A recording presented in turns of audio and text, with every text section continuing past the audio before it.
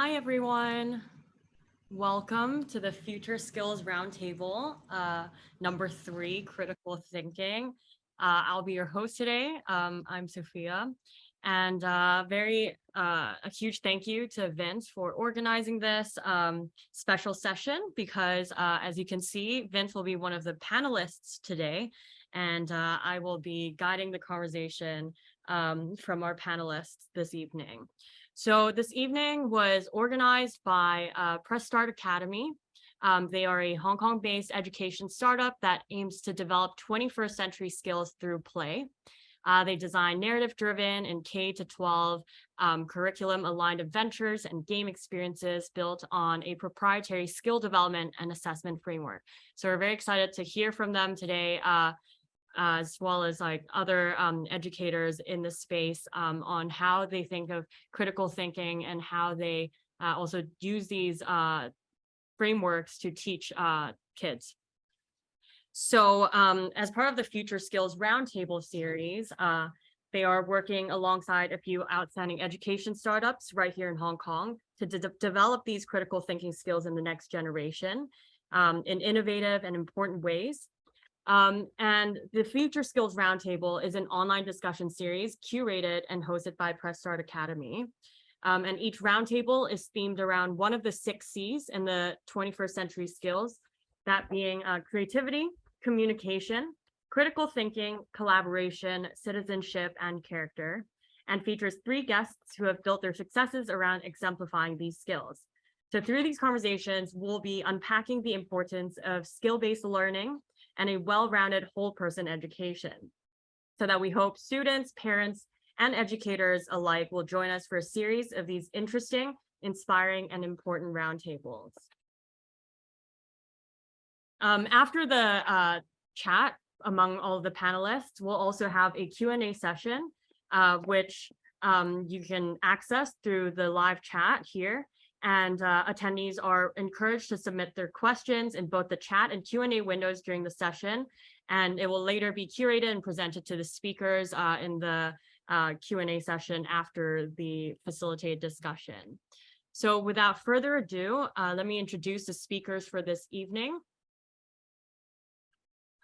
So I'll be moderating this conversation. I am a data scientist by training, but I also work in an indoor air quality consulting company that uses data to drive all the business related decisions. And even though I'm not in the education space, I have had my fair share of education among different institutions. So hopefully I can have an outsider's perspective in guiding this discussion today. We have Mo Qureshi, who is the Director of Partnerships at BSD Education. He has an aeronautical engineering degree from University of Glasgow, where he found his calling in education and lifelong learning. At BSD Education, he leads the growth of global educator communities, forging strategic partnerships with governments, institutes, and education leaders, and scaling BSD's impact globally. So welcome, Mo. We also have Sarah, who is the co-founder of Big Bang Academy. She is a former investment banker who turned entrepreneur and educator, where she founded Big Bang Academy in 2020. She's also part of the Forbes 30 Under 30 Asia list and World Economic Forum's Global Shaper and a Gentee honoree.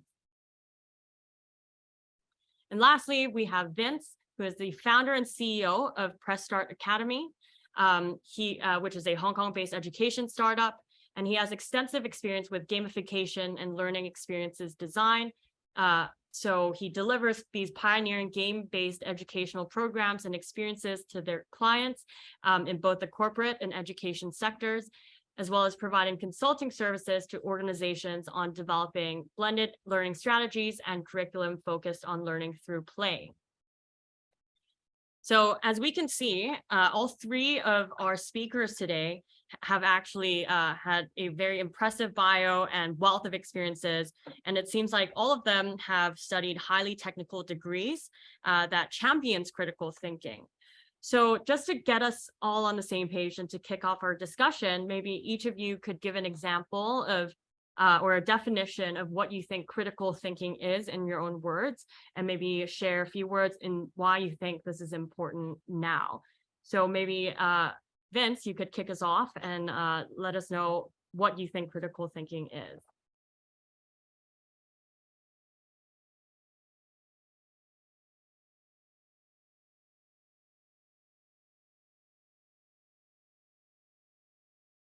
Hi, Vince, you're muted. There we go. Thank you. This is the challenge of being on the other side. I guess love to also have Mo and Sarah turn on their cameras too.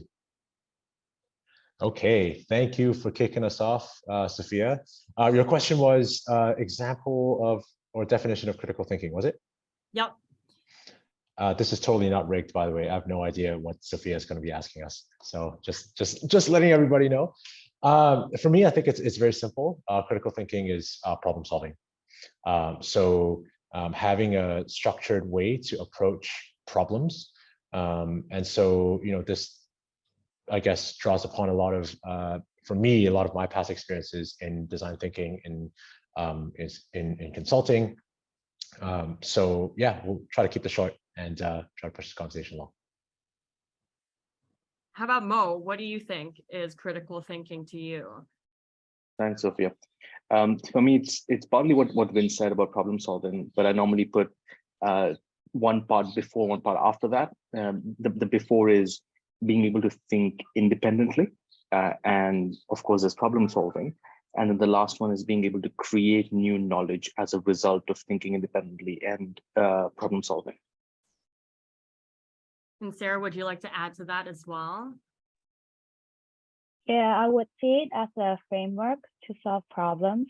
And I would describe it as kind of like how you think like a scientist, so scientific thinking. And I'll explain it further down into the conversation.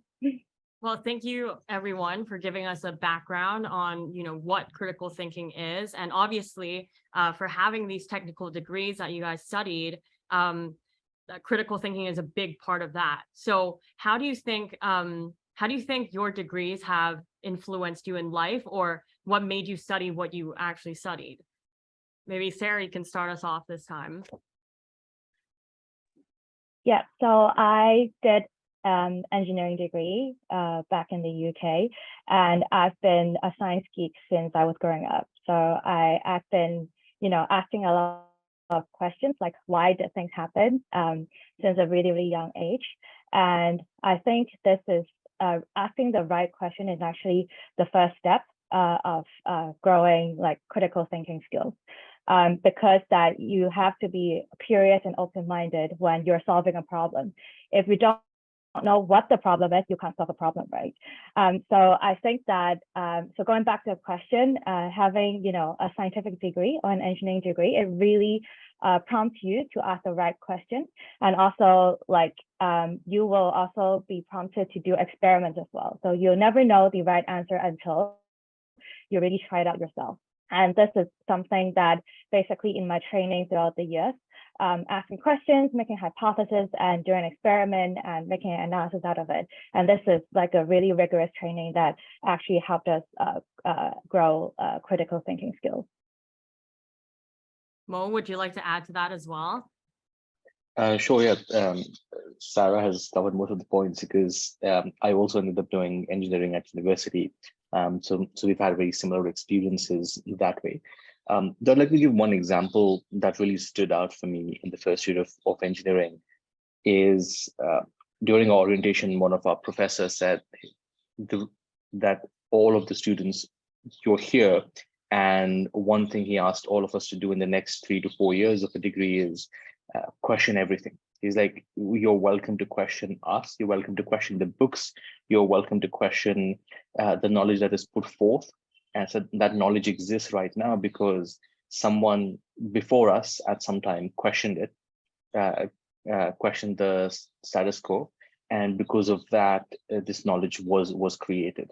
And I think that's very, very critical to shaping up, my formative years, as well as I think all of us.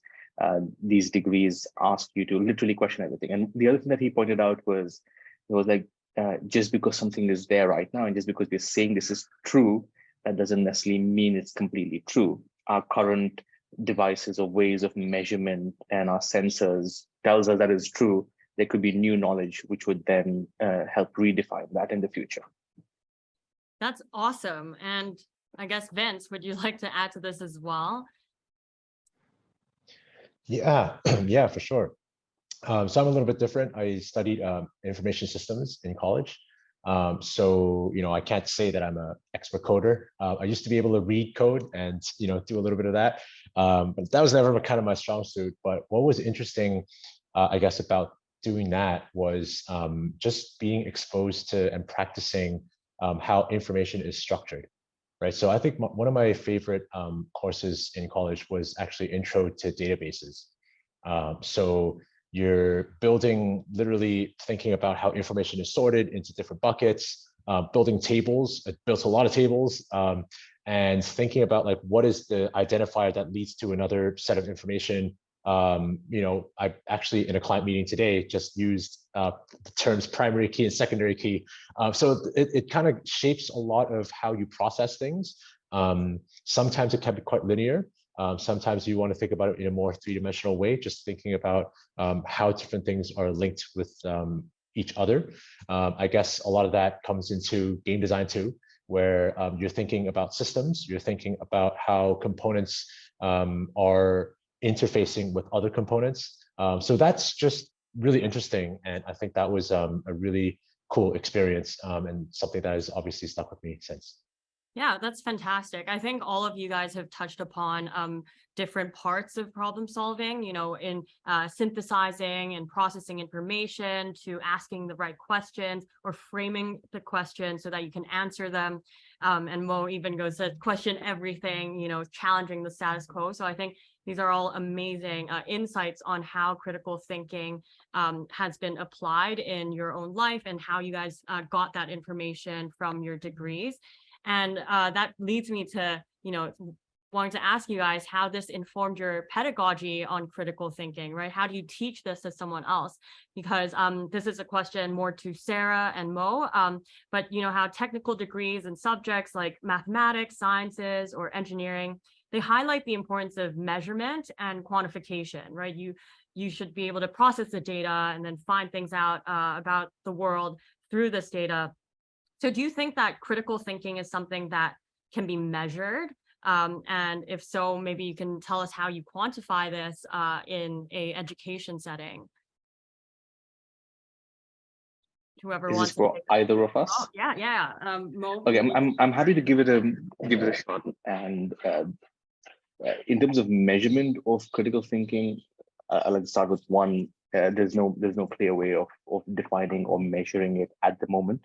There have been different people and organizations trying to measure it in their own way. What I believe is that the ideal, or the better way of measuring it, is don't necessarily measure the learning, but measure the outcome.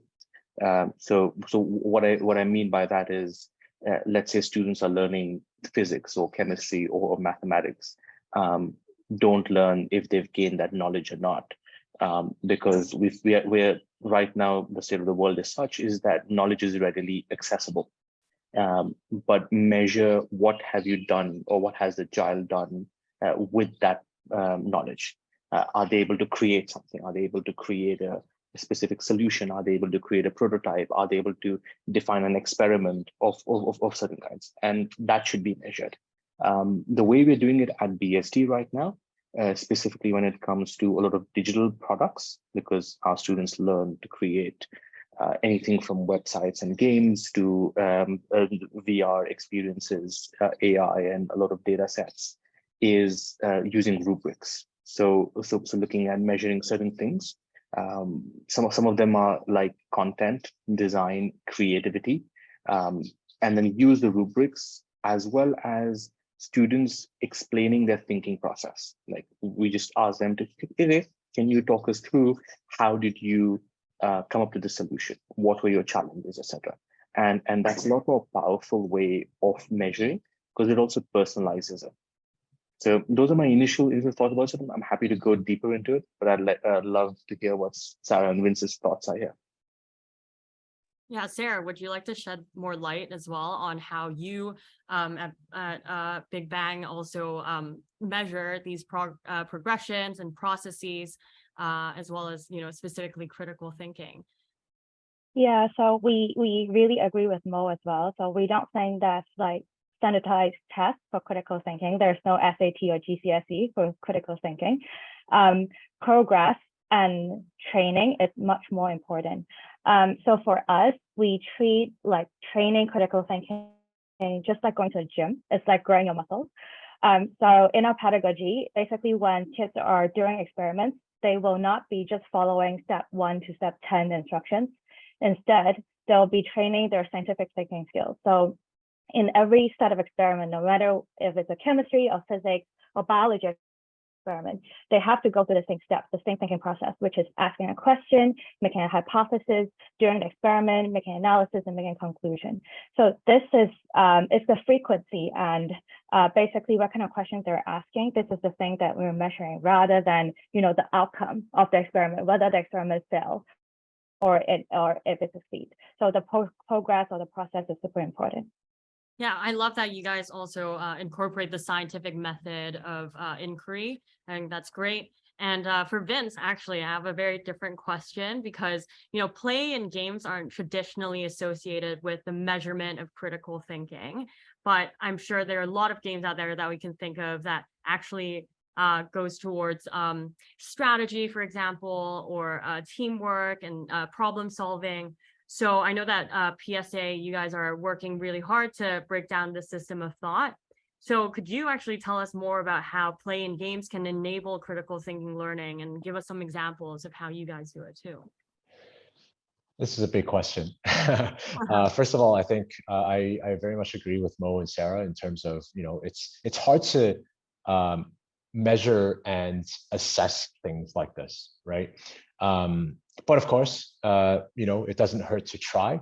And I think when I say try, we're just trying to put all of this complex landscape into something that is more understandable. So one of the things that we use as reference and inspiration is actually the UN Sustainable Development Goals, right? Because those of us who are familiar with the SDGs will know that there are 17 goals. Do they profess to capture all of the world's complex problems? I would say probably not, but are they a good way to articulate them in a structured, tiered approach? I would say yes, because what the United Nations is doing actually when it comes to their project bidding status or process is that they're putting out a project for tender and they're saying, hey, for this project, we want this to meet target X and indicator X.1, right? So it gives a framework for us all to be able to reference and look at when it comes to being able to articulate similar things. So to your point, Sophia, in terms of how do games, I guess, relate to critical thinking, I guess the act of thinking like a game designer allows us to think about this complex topic and try to break it down in a way that there are relatable parts. So for us, we look at critical thinking in terms of like 3 big topics. One is the organization and evaluation of information. The second is inquiry and follow-up. And the third is reflection and application. And I think these are skills that Mo and Sarah both talked about a lot. How do we look at how kids are expressing themselves? We like games because they're fun. And kids like games because they're fun. And so what we want to try to do at Press Start Academy is to put kids in an environment where they're having fun, they're at their best, and because they're being immersed and having a good time, they're showing what their true self is. And from those, we get a really great opportunity to observe and hopefully get some interesting data to go along with it as well. Yeah, this is really interesting because obviously a huge part of learning is about that progress and seeing that progression from, having seen improvements and seeing the way to break down a certain problem. I think all of you guys touched upon the different frameworks that you use to assess critical thinking. And actually, Sarah, this is a question for you. I know that Big Bang Academy, you guys offer STEAM-related experimental kits or monthly packages. So are you able to monitor learning outcomes from these kits as well? Would you like to tell us a little bit more about that? I think for us, first of all, we monitor the change in parents' behavior first. For us, because our customers are quite young kids, they age around 3 to 9 years old. So a lot of their decision on education products and rewards from education comes from their parents. So usually what we have observed from parents are that they're looking for a solution that offers a right or wrong answer. So they want people to tell them the grades of their kids or whether their kids have done something right or wrong. So the first thing that we do is to convince the parents that, you know, from doing an experiment wrong or from failure, they actually learn more comparing to the other kids. So this is something that we've been working quite hard in order to, you know, educate the parents about that. But also at the same time, we need to be aware that, you know, we need to communicate the learning outcomes to the parents as well. That's why we do include in our e-learning platform, we do include matrices and improvement and results from scientific knowledge and scientific concepts as well. But we make sure that we tell parents that in order to achieve critical thinking, it's only because in the first step, they need some foundational knowledge first. And this is just part of the things that we're teaching them. But in long tail, the critical thinking part or learning through failure, learning through hands-on part is much more important for the kids' long-term development. That's actually really interesting that you brought up the fact that you have to educate the parents first before you can actually get to the children, right? I wonder if either you, Mo, or Vince have the similar experience as well, in that you have to really change the way people think about educating children before you can make impact in, I guess, critical thinking in the kids. Yeah, definitely. We've also seen very similar things. Since we work directly with schools, we also spend a lot of time educating or, you know, re-educating educators, school leaders on where the world is headed towards, what is critical thinking, what is the best approaches for that. And as all of us know from our school experiences, schools are well known for trying to measure everything and over measure, which of course is not a great thing. So trying to help them understand that, you know, measuring things is not bad. It sort of gives you a baseline of where you are. It's understanding that why are you measuring something? What is the reason for that? And that's not the end goal. The end goal is, okay, you're here, you can be here, or you want to be here. Now that we've measured it, let's chart out a path for that. So we do a lot of work around educating educators as well as parents on how to help students, what are the best ways, and go forth from that. Yeah, and Vince, have you also encountered challenges as such, having to educate the parents on the value of these skills before you're able to actually get to the children? Yeah, that's a question that we're always trying to ask ourselves, right? Is how do we, I just noticed that apparently I dropped a message in the chat. That's not me, I promise. My hands are right here. It's just someone on my team impersonating me. So anyway, yeah, this is something that we're trying to ask ourselves all the time, right? I think agree with Sarah. I think the parent education piece is super important. Agree with Mo. The educator piece is also very important. Ultimately, for us, we want to do play in games because we are educating the kids, and I think the best ambassador for our programs are the kids, because they can't wait to come back for the next sessions, whether it's through a school program, whether it's a program at our own center. They just can't wait to come back. They don't want to leave class, actually. When their parents are coming to pick them up, or when they have to leave school, they're like, we can't stop yet. We haven't fought boss. It's gotten to a point where sometimes, like, even for online classes, at the beginning of class, we're starting to do some warm-ups, like welcoming everybody back, and they're like interrupting that. Like, we just want to go like continue playing and continue like on our adventure. So that to us, I think is super important. Of course, making the data accessible to the parents and to the educators, to the schools, that's also super important. That's why we're spending a lot of time trying to figure out like, how do we document, how do we articulate all of these learnings and all of these observations in a way that is understandable by people, right? It makes it much easier for people to relate to see where you're coming from, and to join the movement. And I think obviously, you know, both Big Bang and BSD are doing a great job here. And it's really just cool to see like different perspectives in kind of, you know, we're trying to, you know, we're on the same mission. So super excited about that. And to me, you know, just from observation, it seems like all of you are encountering this experience of having to educate a lot of the outsider influences to convince them that this is the new pedagogy. And it seems like, you know, it's great to see that education is moving towards a more process-based and like progress-based learning method, as opposed to, you know, results-based and looking at marks and, you know, what knowledge you've gained. Because as Mo mentioned, you know, knowledge is readily available. It's one search away, right? So how do you actually sort through that information and process all of that, which makes it important? So now this is more of a specific question on, you know, what are some of these targeted outcomes for critical thinking? Because yes, we've talked about the definition of critical thinking and how you think of it, but how do you actually communicate these outcomes to the parents, to the teachers? Like, what are you looking at the end? So maybe we could go deep dive a little bit more on this topic as well. Maybe Mo, you can kick us off.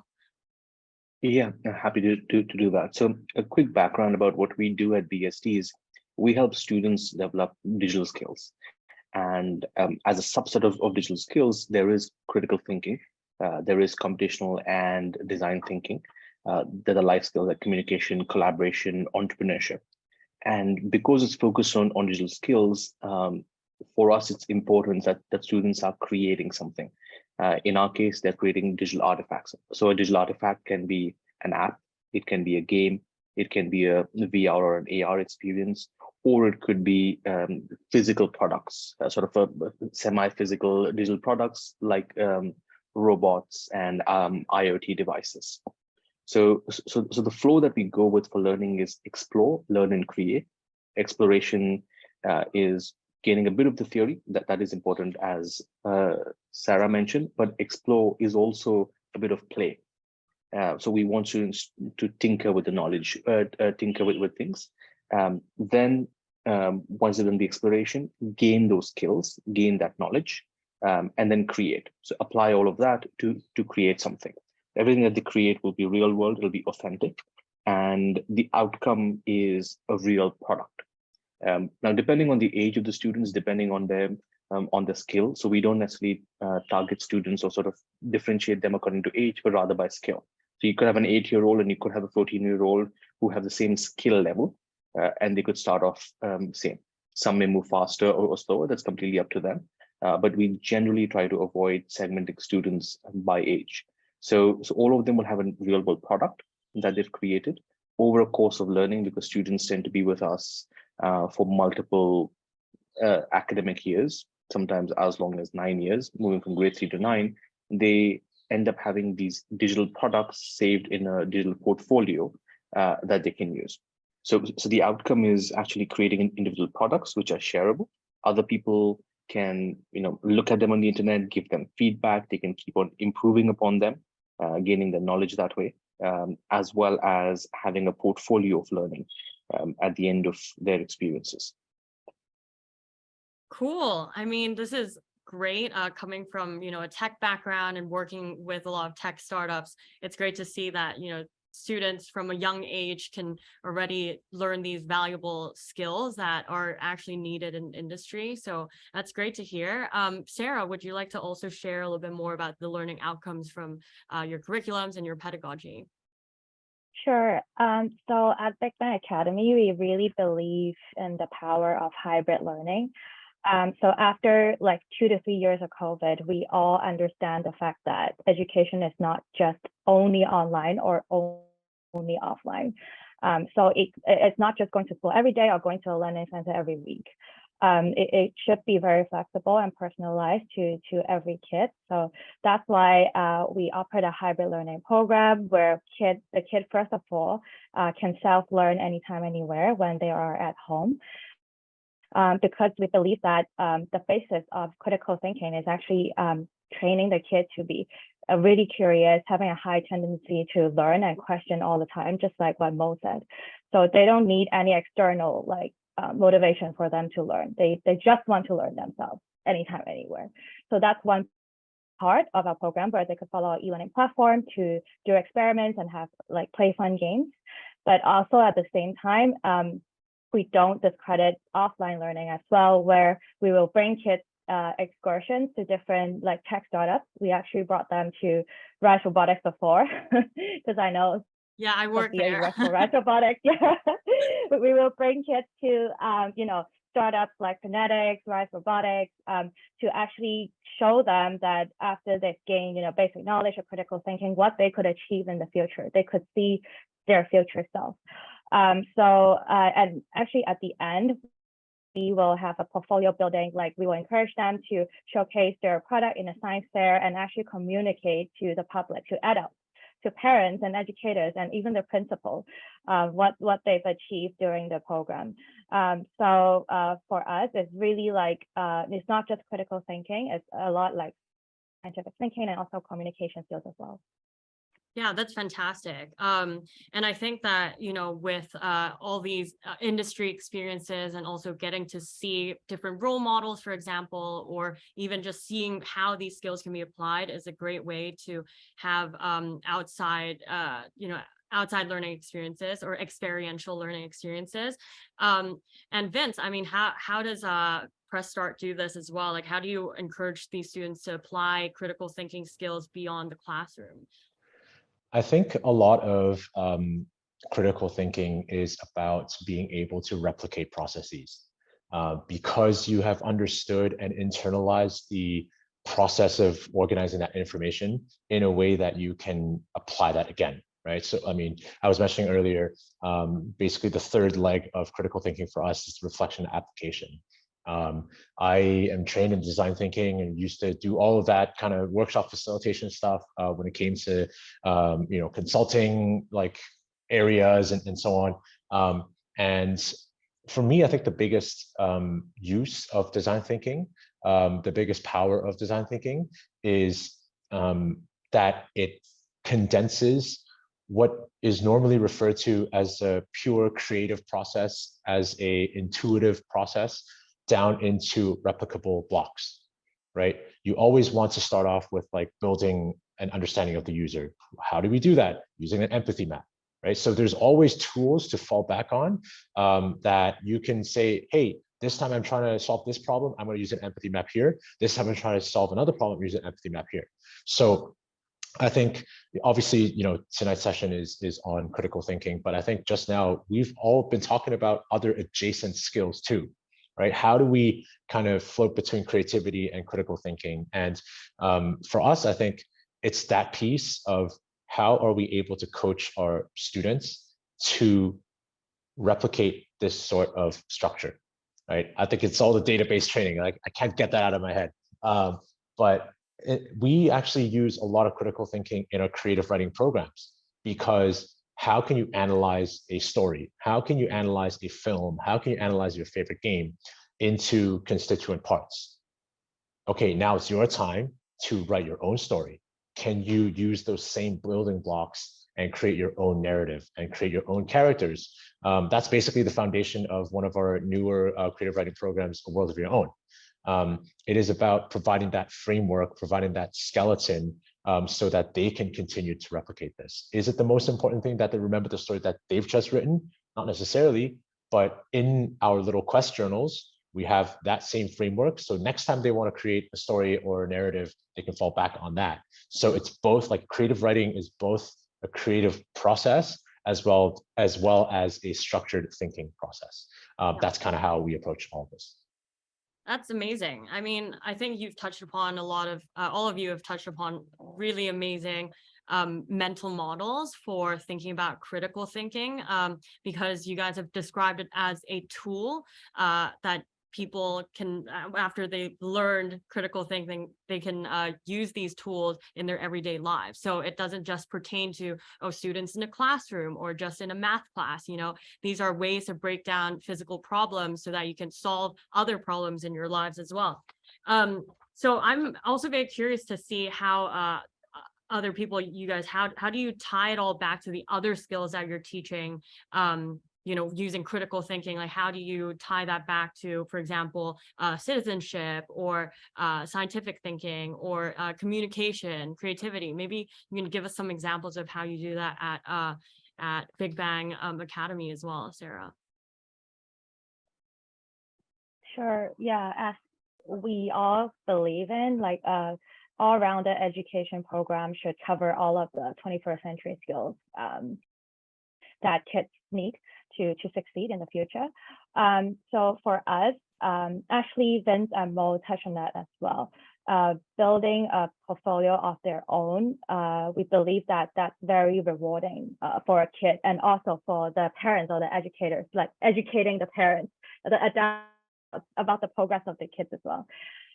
So we will basically train the kids to invent a solution, a scientific solution that could solve one of the SDG problems that Vince has discussed just now, so that they know how to, they understand that the things they're learning could be applied on solving real world problems as well. But at the same time, when we are training them throughout the thinking of an invention, we will include creativity as one of the framework, and scoring as well, because like the students that we cater for are so young, we cannot like they're not Einstein, they won't like invent something that could actually change the world right now. We want them to know that they have room to be to imagine like something better. And then we will also train them for a public speaking session where they could really summarize their solution to an audience, and how to present confidently to an audience so that they understand what they're saying as well. Because it's very important to make sure people understand your solution. So just like being an entrepreneur, you need all the resources that you need. If people don't understand you, you cannot make your dreams come true. So it's like a process, and it's like a training that we want our kids to be trained through and understand. That's great. And another part that was touched upon is also the replication of these processes, and essentially like scaling teaching critical thinking, right? So Mo, I know that BSD also provides a lot of teaching resources for different classrooms to teach coding and other digital skills, like you mentioned. So in a way, you're teaching other people how to teach critical thinking. So could you shed a little bit more light on this, and maybe tell us about how you do this? Definitely. Thank you so much, Sophia, for this question. So as I said, educator or teacher training is a very important part for us. So at BSD, we've got three fundamentals or three services that we provide together. It's an online learning platform. There's 600 hours plus of learning continuum or curriculum, and there's teacher training. The reason we focus on teacher training is, though we're an edtech company, teachers and educators are a very strong and central part for us. Learning is a very human and social activity. We don't think that teachers, really good teachers and educators, can ever be replaced. That could be in person, that could be hybrid, that could be online, either which way. But having that community, having that older expert or a mentor teaching or guiding the students is extremely important. Now, the challenge is that a lot of the educators right now don't have a background in digital skills. So we work with educators, almost 80% of them are non-tech educators, and we help them upskill, learn about what are digital skills, what is critical thinking, what is design and computational thinking. And then we help them get some structure. So we provide lesson plans and curriculum, but of course we encourage them to use their own agency and creativity in the classroom and outside, as well as we help certify them. Now, certifying is different from just pure assessment. What certifying helps is there is a global standard. So we partnered with an institute called the CPD Standards Institute in the UK, which certifies all the teachers, saying that you've got an X level of learning of digital skills. And that means that if that teacher is based in Hong Kong, but if they decide to move to, let's say, Philippines or move to the US, those skills are at the same part. They don't have to reprove that I know all of this. The long-term plan for us is, of course, to get teachers to constantly learn and be lifelong learners themselves, which a lot of teachers are, and be able to showcase that through certain qualifications. That could be, they could stack up all of these certificates and then have like master's level qualification in EdTech or in design thinking, and so on and so forth. For us, last thing why we do this is for teachers to be extremely confident in the classroom. As I said, because students have access to so much knowledge right now, a lot of students come empowered with questions. And traditionally, teachers would be like, don't ask questions, listen to what I'm saying. But now part of what we do is coaching teachers and saying, if students ask questions and you don't know the answer, it's okay. One way to navigate that is like, okay, I don't know the answer, you don't know the answer. Let's figure out. Let's go online. Let's explore this together, and let's build our knowledge together as part of this activity. So there's a lot of relearning that happens during this. Yeah, I love that you said, educators are oftentimes most exemplary at lifelong learning as well. So just to summarize the conversation a little bit, I would also like to ask the other two speakers, how do you exemplify lifelong learning in your life? Actually, sorry, all three speakers, because Mo, you haven't talked about your personal life yet, but how do you practice or do you improve your critical thinking in your daily life? And how do you incorporate critical thinking in what you do? And also just a side note for people who are listening in, do type in your questions now, because we'll move on to the Q&A after this sharing. So maybe Sarah. Sophia, can I actually, I want to jump on what Mo was saying first, Okay. because before we move to talking about our personal lives, because I really resonate with what he said about the training of educators, right? I am in 100% agreement that we should be working with teachers and with the school system. I understand why there's a lot of talk about alternative schools and moving kids to private schools and so on and so forth. That conversation ignores a huge part of the landscape, which is that's only available to people who have the means. And so what happens if you have a segment of the people who have the means are siphoned off to these more exclusive options? That's great. What happens to the rest of them, right? So we believe in working with educators very closely. There's a lot of mindset change. There's a lot of evangelism. What's super exciting is that we know that a lot of schools and a lot of teachers want to do better for their kids, and it's not like they're actively not trying to do better. It's just they don't have the bandwidth right now. They don't have the capacity because they're looking after 40 kids in the class and they've already got a lot of stuff. So how can we make their lives better? And so, your question, I think, was how to teach them to teach critical thinking. Is the same thing when we do our teacher training workshops. We ask them questions a lot. Mo said, you want the kids to ask you questions. Absolutely. But you want to model to them how you're asking questions. In our game design programs, I actually say to the kids, there's one thing I'm going to, my main role here is to ask you questions. I'm going to keep asking until you get tired of me, and then I'm going to continue asking more questions. And it's as simple as trying to poke holes in their logic, because then they're like, oh yeah, I forgot about, that piece, right? This is how I will respond to that. And like Mo was saying, I don't know yet, let's figure it out together. My role is not to just put you on the spot. It's just to think about, hey, how can we solve this problem together? I don't know. I'm just asking you the question. You want help? Let's figure it out together, right? So I think a lot of, that piece is super important in terms of modeling that behavior, showing to them that, for us, learning should be fun and can be really fun. So can we do something like this? Can we present ideas in a gamified way? Can we do all of this stuff, starting with the teachers, the schools, And then, of course, I know the kids are going to love it. So, that's kind of a given for us. We need to take care of all the other folks. Sorry for interrupting.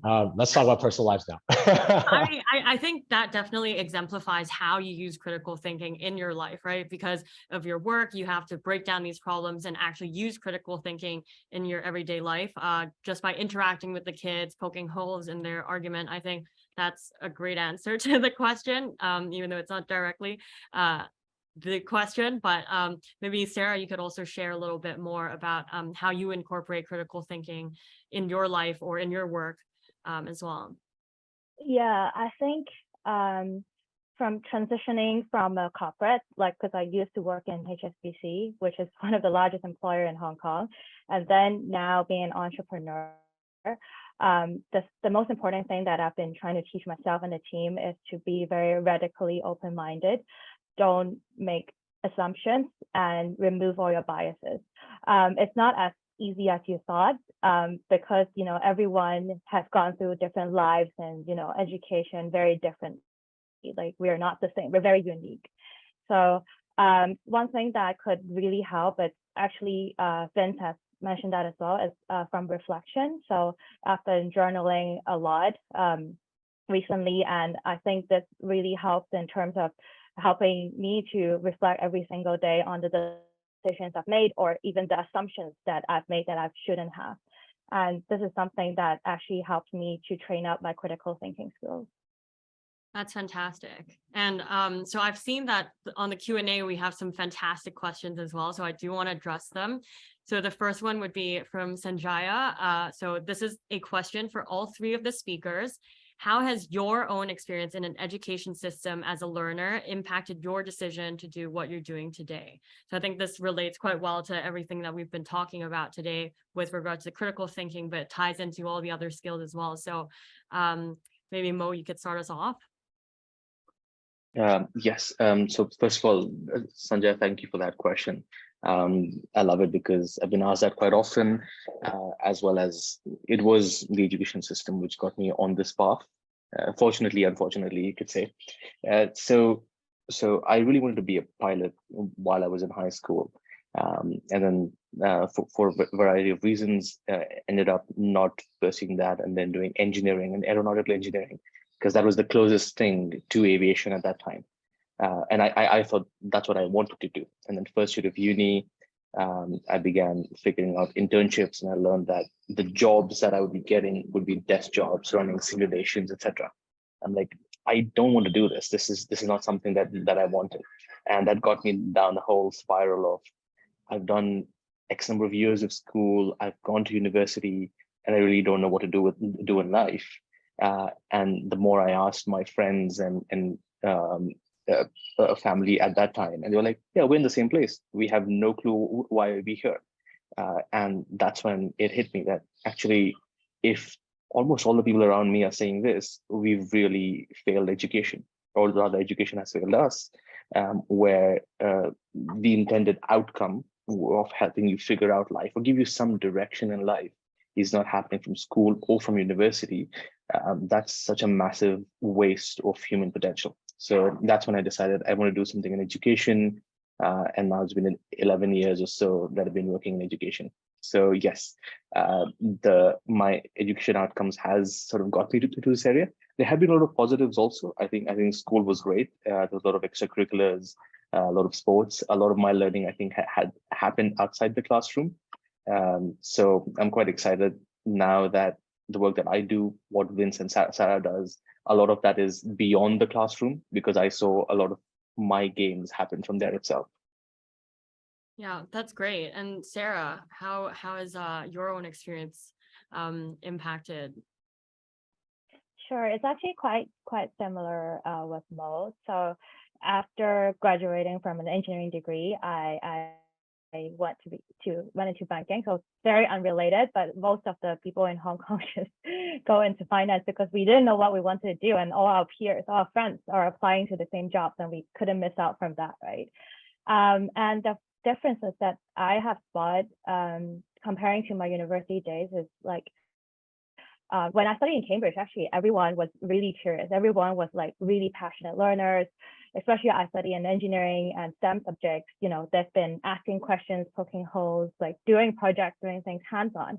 But after I've joined, banking, like a lot of people just take things as it is and take facts that it is. They don't ask questions. They just like live their life every day and don't really question why they're doing that. So very similar to Mo.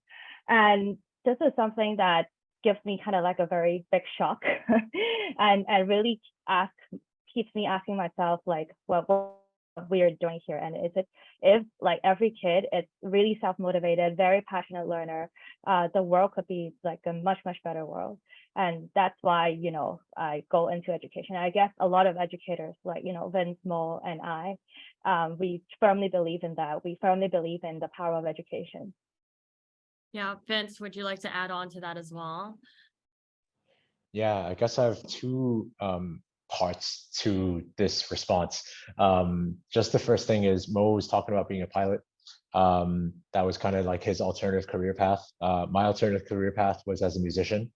I did a lot of music. I did a lot of writing in college. I was a business major, and basically all the business and information systems courses that I took were the only ones that were required.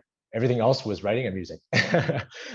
And I think I don't actively think about this a lot, but I speak with some of my musician friends, and I think a lot of the commonalities. Again, it goes back to when you are playing music, when you're performing, when you're composing, when you're improvising, it's based on a set rule set, right? There are chord progressions that you go for, right? Even when you're improvising in a jazz performance, right? There's still things that are happening that are the undercurrents of what you're performing and riffing off on top. So there's a lot of really cool things, but you got to understand like the equations before you can kind of be flexible and creative with it. So that's the first thing, is I think I get a lot of inspiration from creating. The second thing is my formative experience that led me to education was being a teacher when I was 16, and 17 and 18, and then forever. So my first involvement was through an NGO in Hong Kong called Summer Bridge, and this was something that I actually stumbled into. The only reason I was involved that summer was because I had nothing else to do. And I'd heard of this thing from like a family friend who was like, hey, if you have nothing else to do, you should try applying for this. And I'm like, okay, I'll apply for it. I have no idea what it is. What it actually is it's a bunch of high school and college aged students from Hong Kong and all around the world who are here to design their own 5-week curriculum to teach students English, to teach underserved students English. I had absolutely no teacher training. We were thrown into the deep end. We got 1 week of training. I decided to, my first summer was to create a media studies program. I basically didn't really know what I was doing. I asked the kids to write their own news reports, to write their own newspaper articles and stuff. But did I have any formal training as a journalist? No.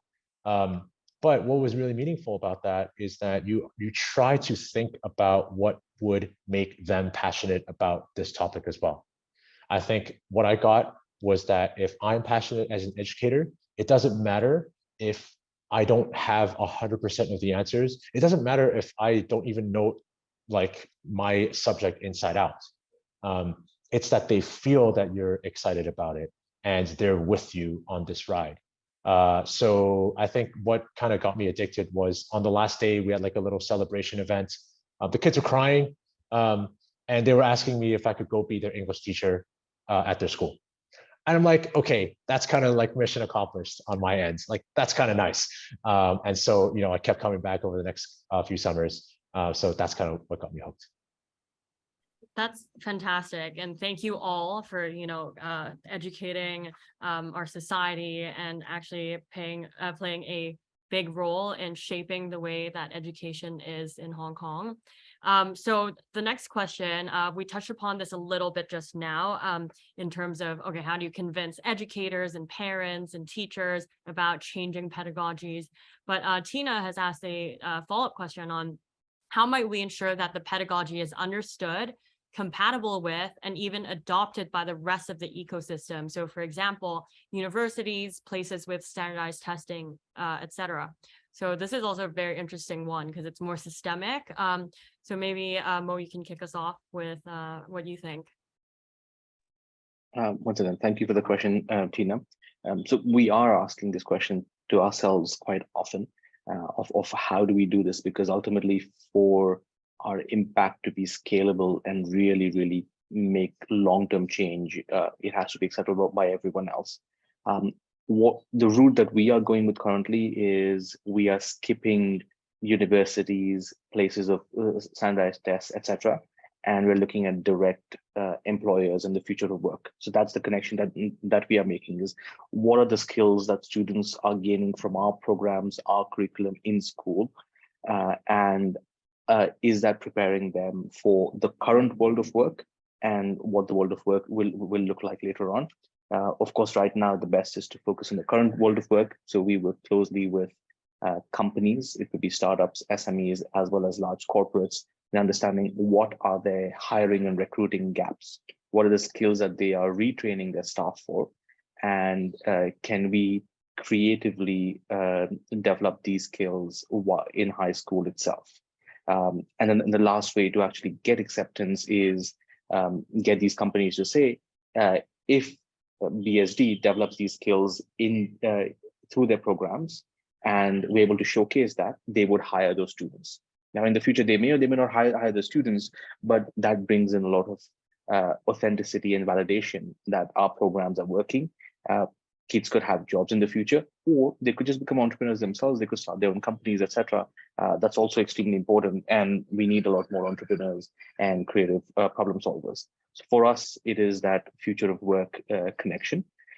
One great thing that happened, though quite unfortunate also at the same time, is that the pandemic showed a lot of educators and parents the importance of digital skills and the importance of how the world of work is changing.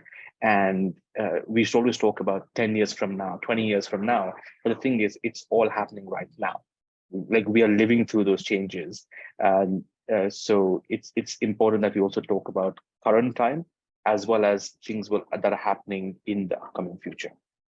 Yeah, I think it's great that you are validating a lot of your teachings with industry and also with the future of work. But I know that Sarah, you work with a lot younger kids and you start with parents. So maybe you can also tell us a little bit about how you think you can adapt pedagogy with the rest of the ecosystem as well.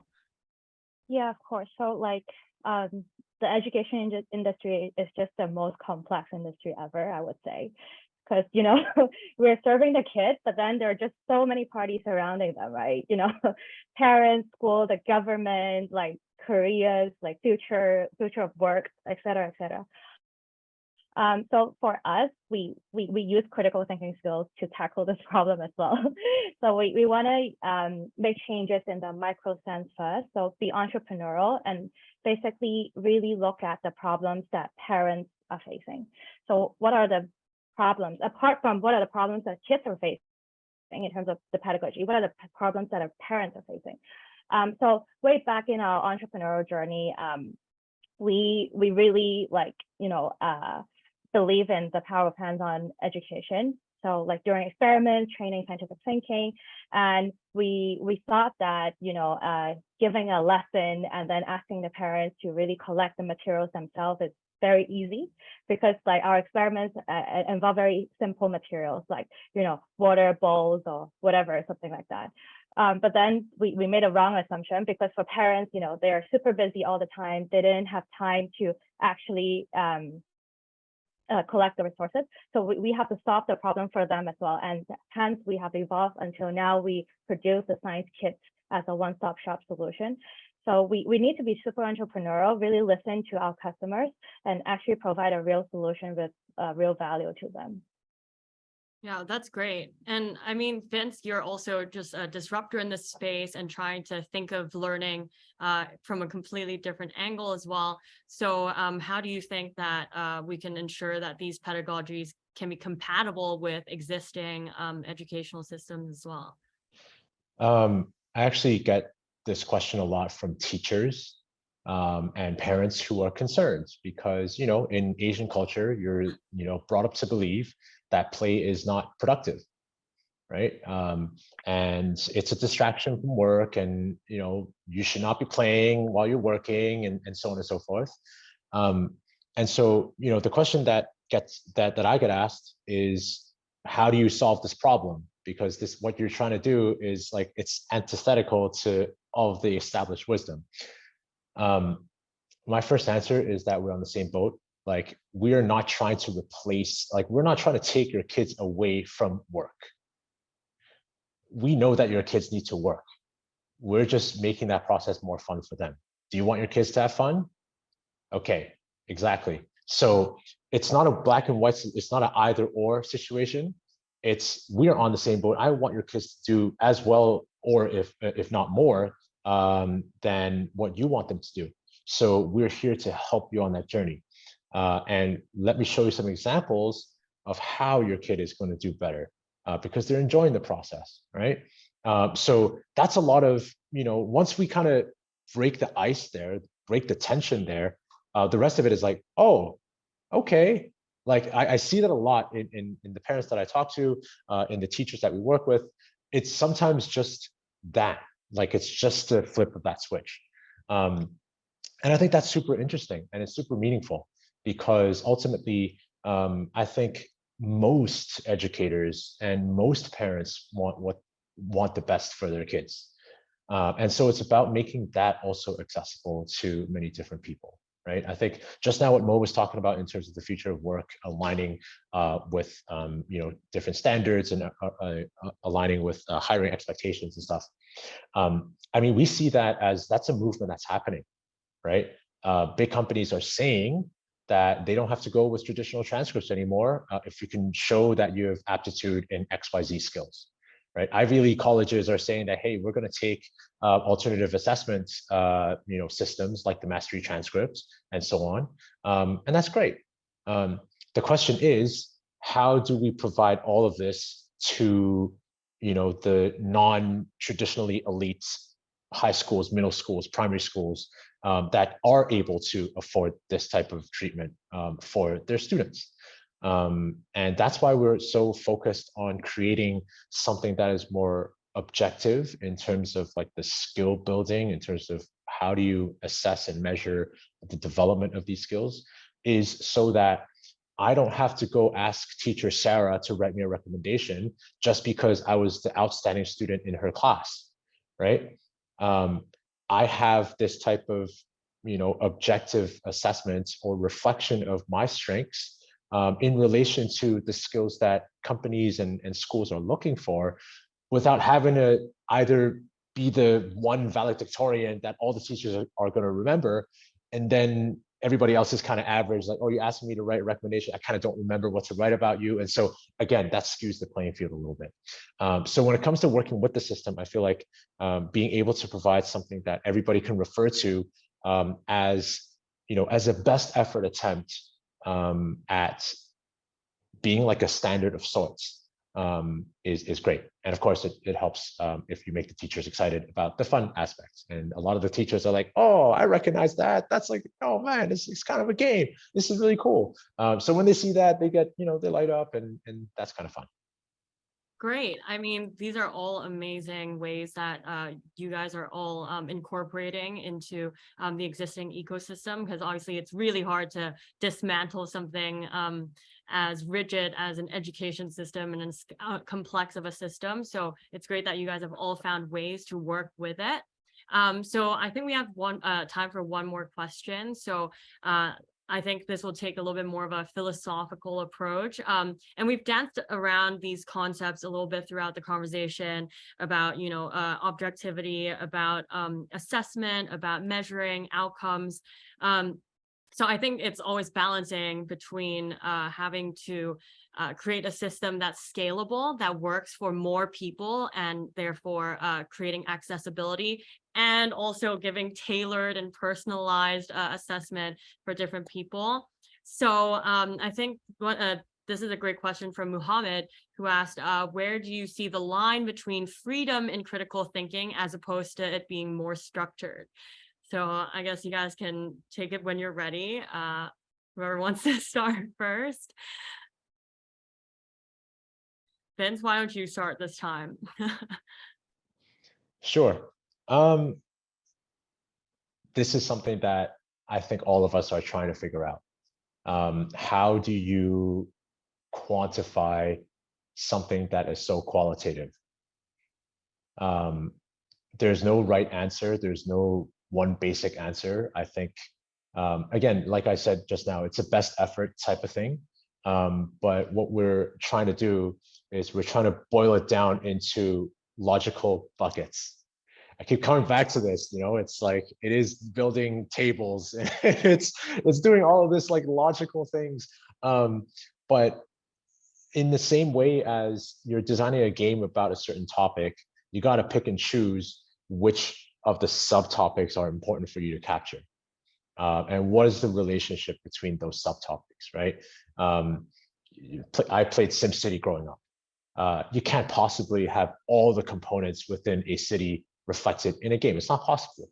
But what are the important sort of systems? What are the important elements that you want to capture in the gameplay so that it's at best as good of a reflection of the real situation as your players can, experience? How do we apply this to critical thinking? I mean, it's kind of the same thing. What are some of the more universal things that people might be looking for? Again, a lot of it is on the reflection, on the application. Well, how do you get to the reflection and the application? You got to get the students to understand how to do it first. Well, how do you get the students to understand how to do it first? Is by modeling it and by asking them questions, right? And so if we starting from a teacher or educator or a designer standpoint, have a system of asking these questions, and we have a system to refer to in terms of how to organize this information, then we kind of start the domino effect by doing exactly that. And how can these behaviors and how can these questions be mirrored as much as possible? How can you think outside of that? That's kind of how we approach all of this. Yeah, Mo, would you like to add on to that? I think Vince has definitely covered all of the parts, and it is quite difficult to measure. I definitely agree. And that's the reason why almost everyone goes with a framework approach, that, hey, this is a framework. You could do these things, but now go and figure it out on your own. But having that framework and a couple of steps is helpful. And that's when I started the webinar. I did mention how for me, critical thinking is around playing with the knowledge, but at the same time, knowledge creation and problem solving. So that sort of interaction and creation is important. And now in different fields, it'll be different. And in the arts, it could be creating a piece of art. It could be playing with the different media that is there, or the instruments and devices that you have, to then generating, not yourself, but maybe someone else, an inquiry into that of what are the impact of this specific artwork, or an analysis into what did the artist mean. And similarly, you could do that in math and science and business. So I think the important part is having some sort of a framework and using that as guiding principles. The problem that occurs, and which has occurred now in our education system, is when you move from this framework approach to saying, let's measure everything. Everything has to be quantified. And then we move into large public examinations and completely removing creativity and problem solving out of the factor. So I think this time around, we should be a bit careful around it. Yeah. And Sarah, anything else to add on this? Sure, it might be something out of topic, but this question reminds us of how we teach engineering design process to really young kids. So just to give an example, for example, for 3 to 5 year old kids, we'll just give them the problem without any constraints. Basically, they could solve a problem without any assumptions or constraints. And when they get older, like when they approach primary school, we will add in some constraints. For example, you can only make this out of wood, or you only have like $10 budget. So we really see this as like a progressive thing in terms of the balance between, creativity and also critical thinking as a really set framework. Well, thank you for sharing that as well. I think across different age groups, you guys have definitely made your mark on educating the next generation. And so thank you for your services. Allow me to share my screen one more time, just so that I can introduce what's coming next for Press Start Academy. Thank you again to all our speakers this evening for taking the time to share with us what they're doing and how they're trying to make impact within education. And I myself learned a lot as well about how to think about critical thinking and different ways that I could break it down as a tool or a concept that I can always use in my daily life. So thank you for allowing me to learn from all of you as well today. So the next session will be on citizenship. So maybe Vince, you can tell us a little bit more about what's happening next week around the same time. And thank you again for having me today. And I think this will be the end of the session once Vince talks about this. Sure, I gotta switch my hat really quickly.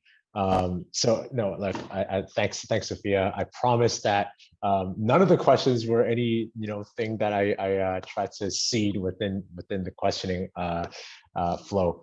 Just really quickly, it's actually in 2 weeks' time, November 14th. This is one of the other C's that we're spotlighting as part of the series. Citizenship, we're going to talk a little bit about global awareness, climate change, obviously climate leadership and activism, as well as civic awareness and participation and so on. Right now we have 2 speakers lined up, Natalie Chung and Walden Lam. Both are doing really interesting pioneering work within the sustainability space, but are operating on a global scale with their globally based organizations. So I'm excited to go back into the moderator hat and kind of learn from them as well. Just another thank you to Sophia for moderating. Thanks to Mo and Sarah for joining us. I learned a lot as well. I always love speaking to everybody here. So yeah, thank you again.